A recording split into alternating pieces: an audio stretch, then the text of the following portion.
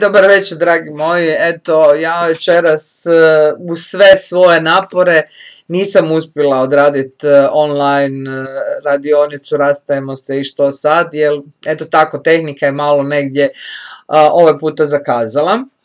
Pa sad zaboravimo tehniku, ja ću samo u jednom kratkom obraćanju vama reći ono što sam negdje puno duže planirala.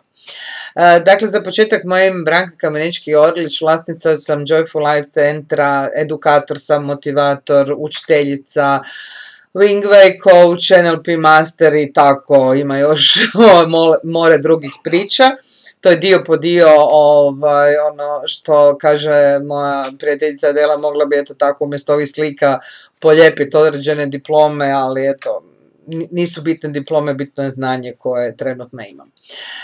Možda se svi pitate otkud sad jednoj Branki palo na pamet da priča o rastajemo se i što sad i kako ćemo s tim svim stvarima.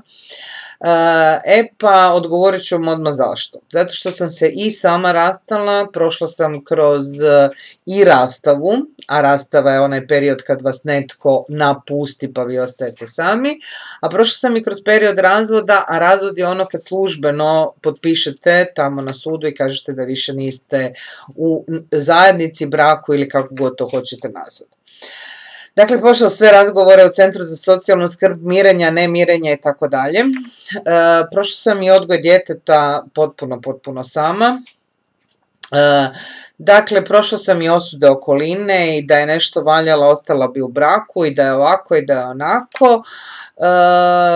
Tokom svog 36-godišnjeg rada u školi susrela sam se sa more rastavljenih roditelja. Na svu žalost imam osjećaj da je to nekako postalo jako in. Unatoč svemu tome što ljudi ne vole o tome pretjerano pričati, da li se boje stigmatiziranja ili ne znam nečega, ali još uvijek ne.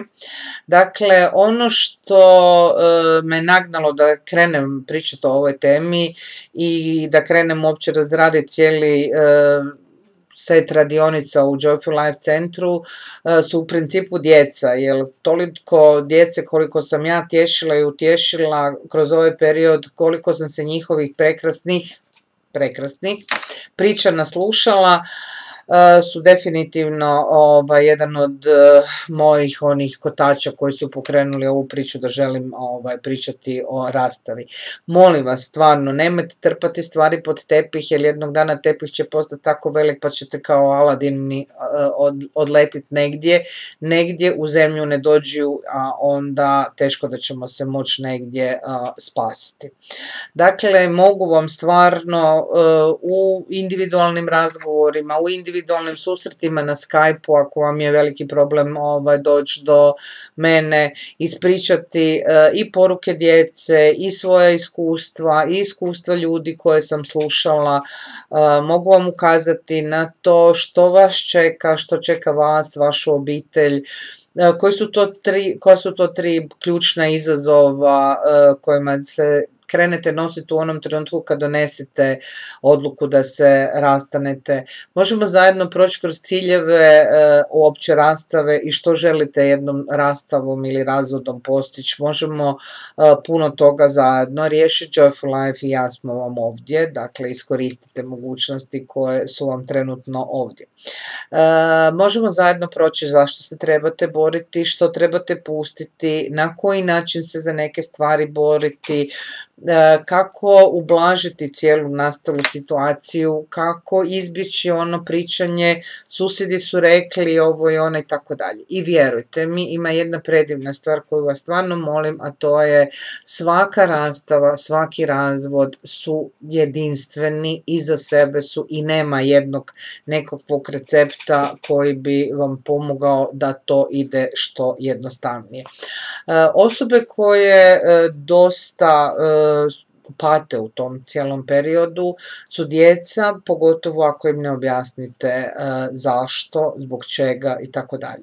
Morate ući u priču da vi nakon rastave postajete potpuno drugačije priče, postajete dva roditelja, postajete osobe koje imaju svoje priče, svoje stanove, djeca se sele malo od jednih, malo od drugih i tako dalje, to nije nimalo jednostavno.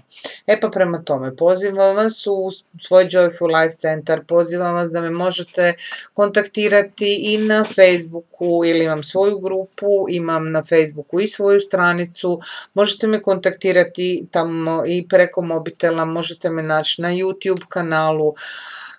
Što kaže moj suprug, pitanje gdje te više nema, u mom kvartu, na Google biznisu i tako dalje.